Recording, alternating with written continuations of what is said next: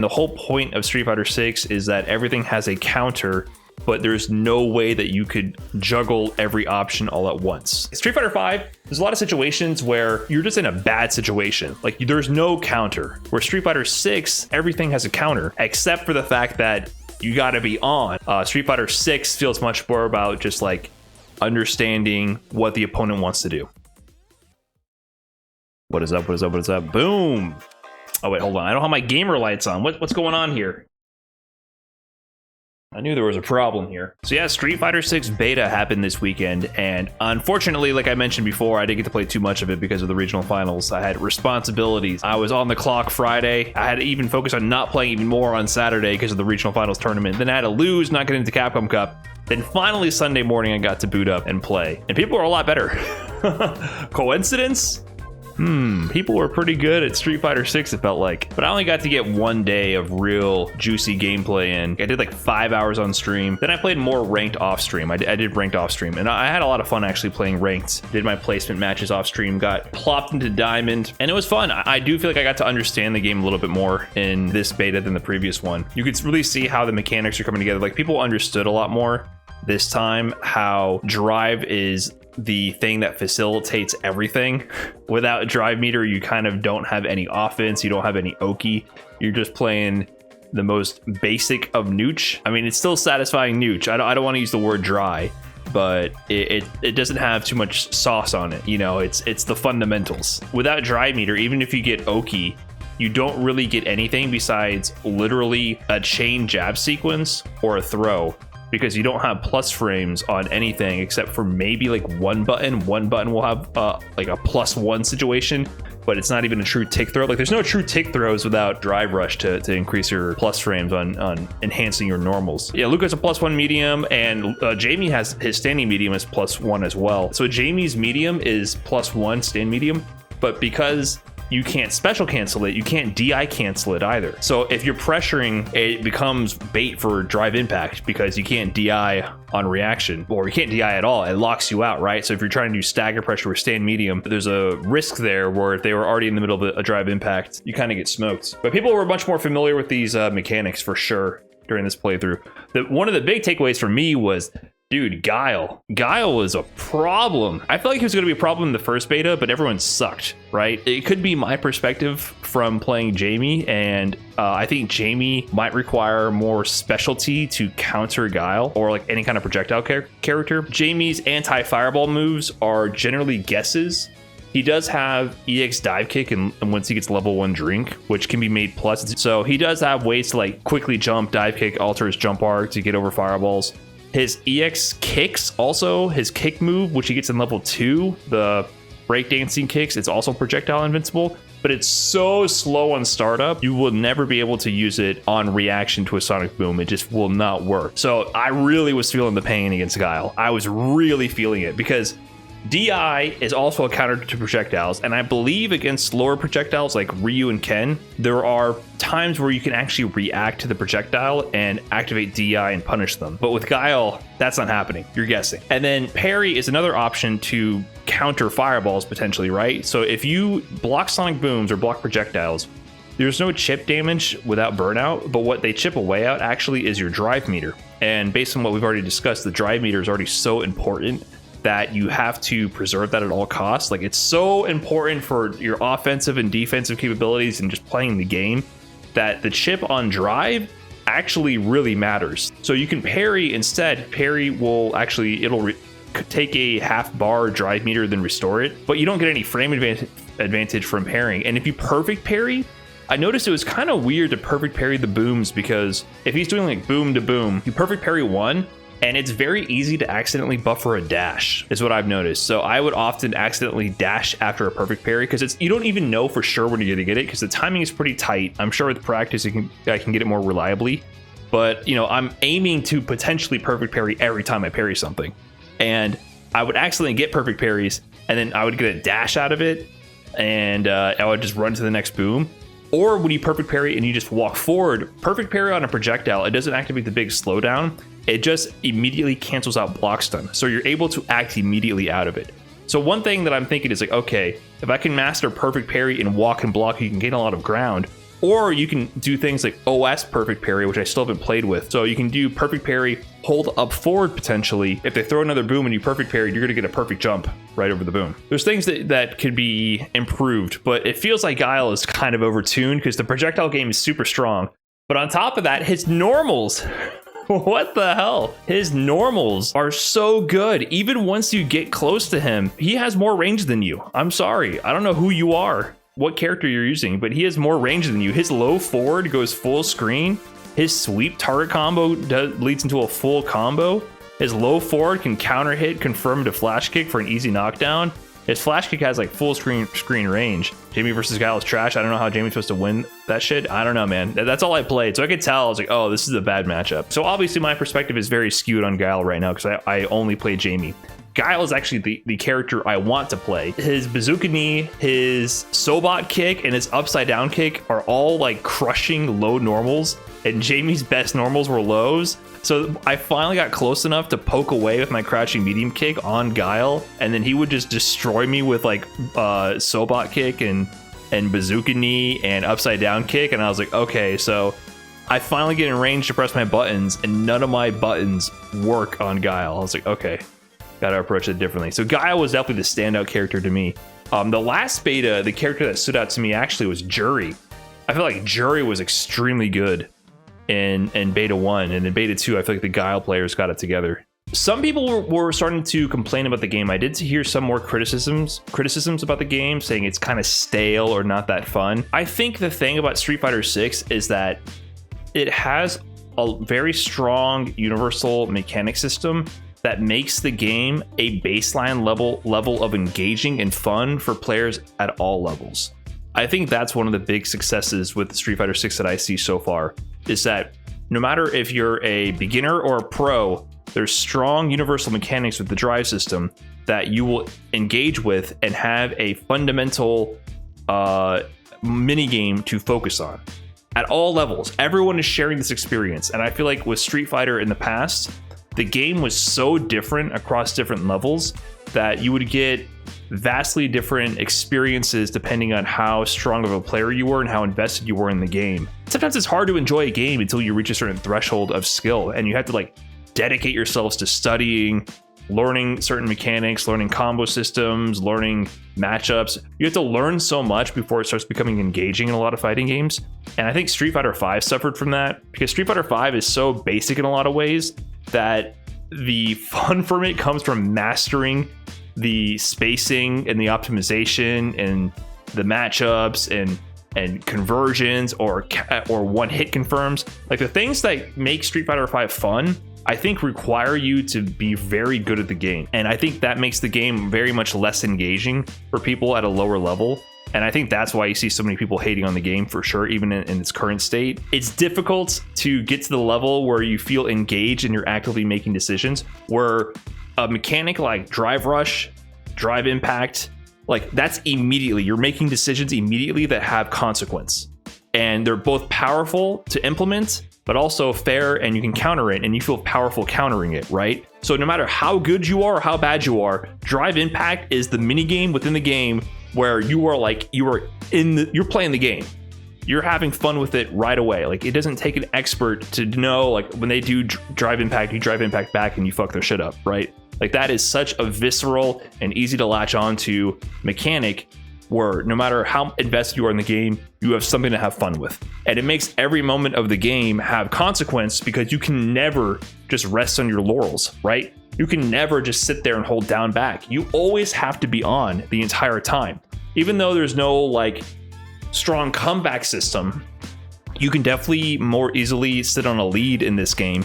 But when you're sitting on a lead, you're not just holding down back, right? You're sitting on a lead and you still have to be ready for drive impact. So I think they did a good job at making the game play more similarly across all levels, in the sense that, you know, everyone feels like they're playing Street Fighter 6. I feel like that was a big problem with previous Street Fighter titles. You got such a different experience across all levels of play. So I think that was a big success in my opinion.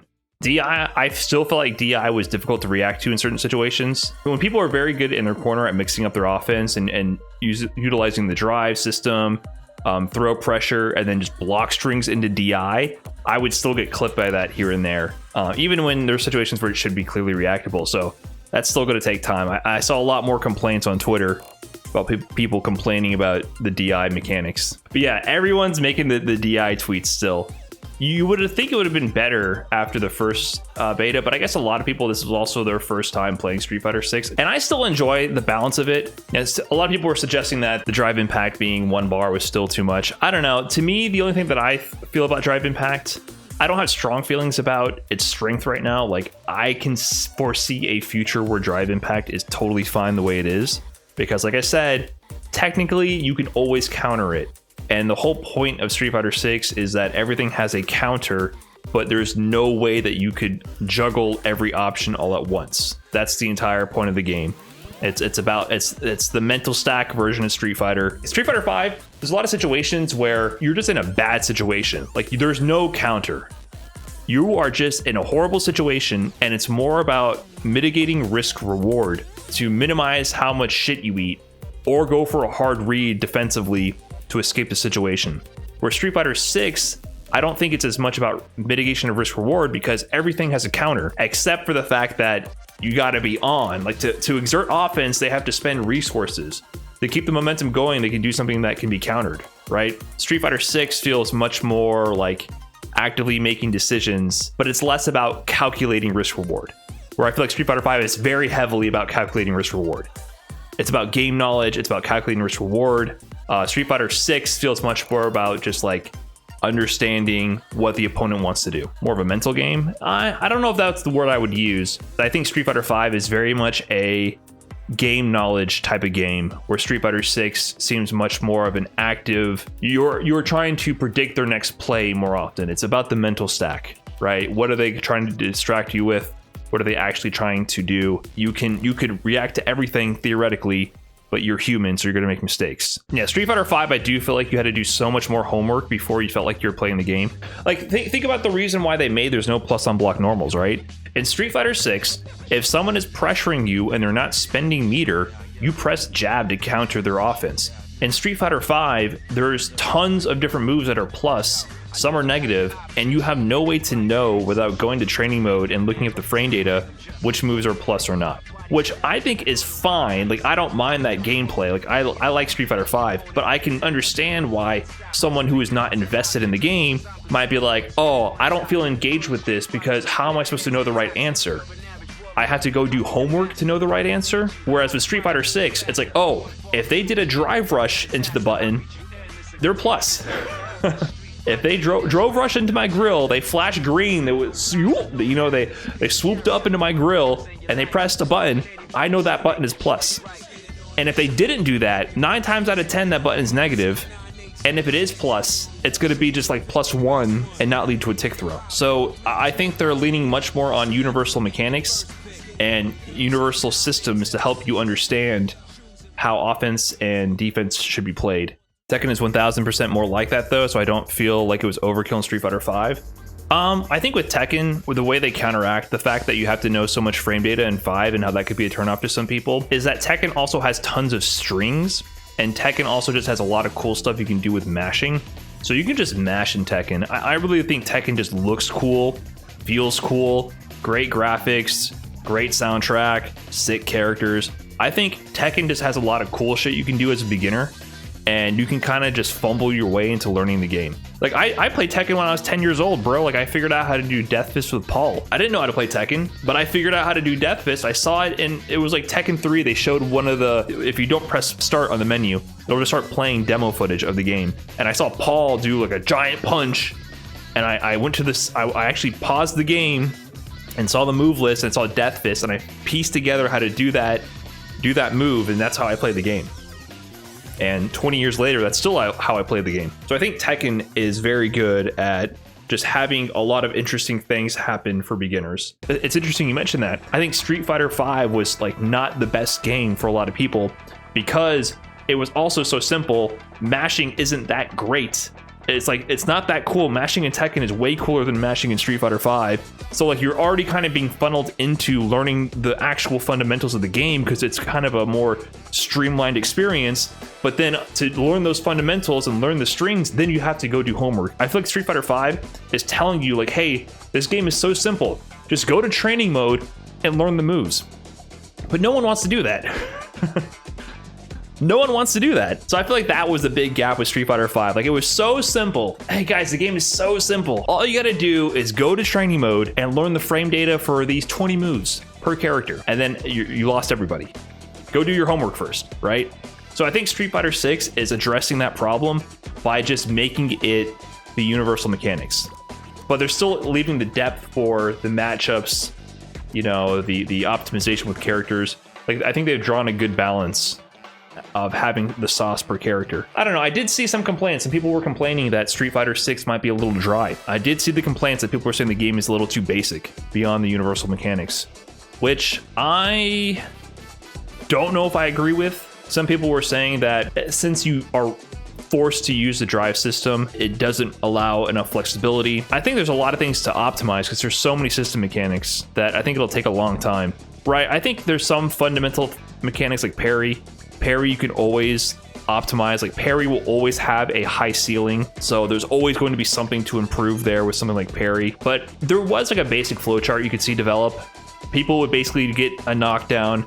They would use drive rush for Oki, so you could drive rush into somebody, and that'll allow you to do a jab, which will be plus on block instead of a tick throw. Drive rush in overhead, drive rush in low, drive rush in throw, drive rush in jab frame trap, drive rush in jab tick throw, right? Like, there's your Street Fighter 5 Oki almost. It's just behind drive rush. So I think we got the level 1 of the meta right now. Until it advances, I can see that getting old. Like, I understand the criticisms to an extent, but I feel like pressure is still there. There's an interesting sequence going that I see like Ken players using, like staggered jab sequence, and if the jab lands, they'll confirm it to a DP knockdown combo. But really, those jabs are all negative. But I guess the mind game is that the chain jab will frame trap you. So you can chain jab on knockdowns. If they wake up DI, you'll hit them like twice. It'll give you tons of slowdown from the hit stop, and then you can DI back and punish them very easily. And if they match buttons, you'll get a counter hit jab combo, and you can confirm it very easily. But what you could also do is just like block one jab and then immediately parry, or you can immediately reversal EXDP, right? So I think there's a lot more to like develop from that. I don't know how offense will evolve, but there's definitely tons of ways to get your turn back. The big complaint that I think might have some value for DI is I do feel like DI has too much blowback on block when you are like near the corner. Like, you're not in the corner yet, you're like 3-4 screen away. You block a DI because you just weren't on point, and then you go, whoa, you're like stumbling back for a good 5 seconds, and then you splat against the wall, and then they get a full combo from that. That was one of the big complaints that I was hearing as well. And that one, I'm kind of, I hear some validity in that argument that it is too much reward for slipping up one moment. I don't know. I feel like if you're in the corner and you block a DI, like, that's the point of the game. Like, yeah, that's your fault. Like, you should be in the corner, especially looking for DI and countering it. But if you get hit 3-4 screen away from the corner, it feels like you just keep tumbling backwards and then you splat against the wall.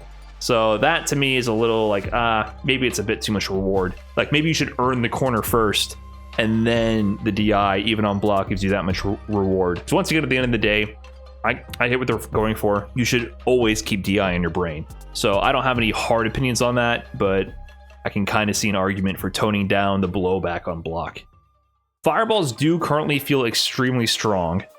I don't know if that'll continue. I'm mostly speaking of Guile again, right? Because like I said, it feels like with Guile, for a lot of characters, you just have to guess with DI. And I get that that's kind of what he's always been about with the zoning. You guess the jump on Guile. But his flash kick does a ton of knockback now. And also the horizontal range of the flash kick is huge in this version. It feels like he's covering the air pretty well. I feel like Guile needs to be toned down. Maybe the normals at least reward you more for walking and blocking and getting in on Guile. But in general, fireballs are pretty good. No one has like really free anti-fireball moves from what I can tell. There are anti-fireball moves, and DI is anti-fireball, but the anti-fireball moves that I've seen aren't like Balrog V-Skill 1 in Street Fighter 5. He just completely eliminates most fireball moves, right? Feels like there's not too much of that in this game, but we're only 8 characters in, so there could be more characters with those kind of tools. Did I use Jamie's command grab? Yeah, I used Jamie's command grab here and there. The thing that I didn't really use with Jamie is some of his target combos.